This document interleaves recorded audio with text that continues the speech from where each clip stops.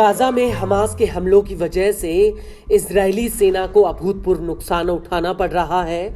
Hamas के लड़ाके न सिर्फ इजरायली सैनिकों के विकेट गिरा रहे हैं, बल्कि वो लगातार इजरायली सेना के सैन्य वाहनों को मिट्टी में मिला रहे हैं।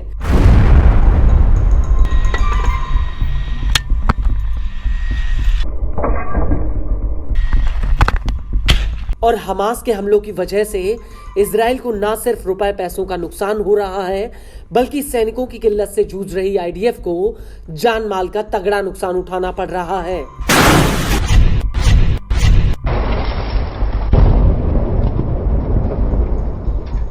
हमास के लड़ाके लगातार अपनी युद्ध नीति को बदल रहे हैं, जिसकी वजह से इजरायली सेना के लिए हमास के हमलों का सटीक अनुमान लगाना असंभव साबित हुआ है।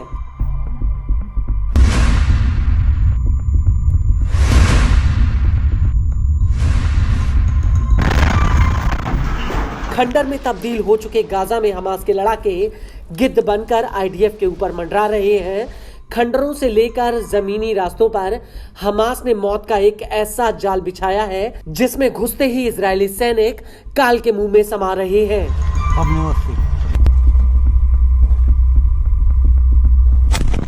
और अब इसी कड़ी में हमास की सैन्य शाखा अल कासिम ब्रिगेड्स ने इजरायली सेना पर एक बहुत ही भयानक हमला किया है।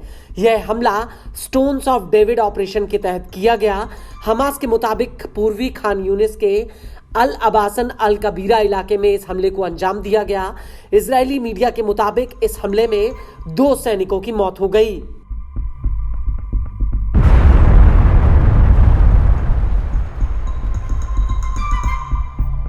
वहीं दूसरी तरफ अल कासिम ब्रिगेड्स ने इस हमले का एक वीडियो रिलीज किया है। इस वीडियो में साफ दिख रहा है कि कैसे अल कासिम के 2 लड़ाके एक घर के भीतर एक पेपर पर नक्शा बनाकर इजरायली सेना के रूट को चिन्हित कर रहे हैं। इसके बाद स्क्रीन पर आईडीएफ के कुछ टैंक्स नजर आते हैं, जिन पर अल कासिम के लड़ाके घात लगाते हैं।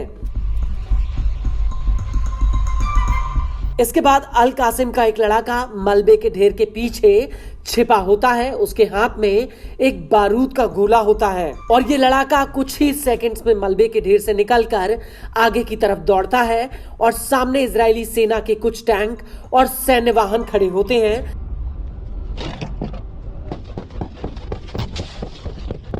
ये लड़ाका वहां खड़े एक टैंक के ऊपर सबसे पहले ये बारूद रखता है।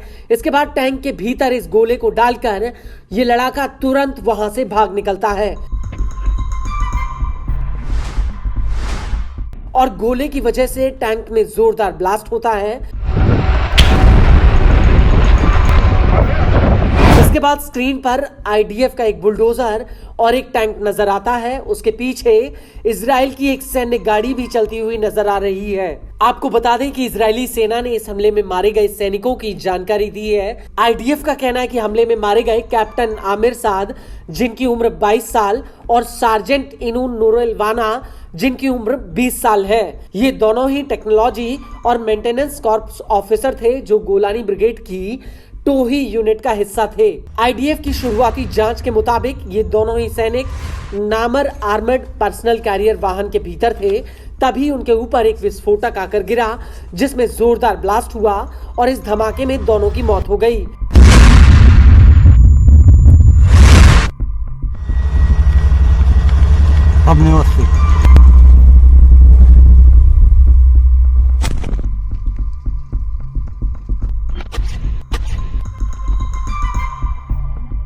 आईडीएफ के मुताबिक हमास का एक लड़ाका एक सुरंग से निकलते हुए आईडीएफ के वाहन तक आया और उसने उसमें ये बारूद डाल दिया, जिसकी चपेट में आईडीएफ के ये जवान आ गए थे।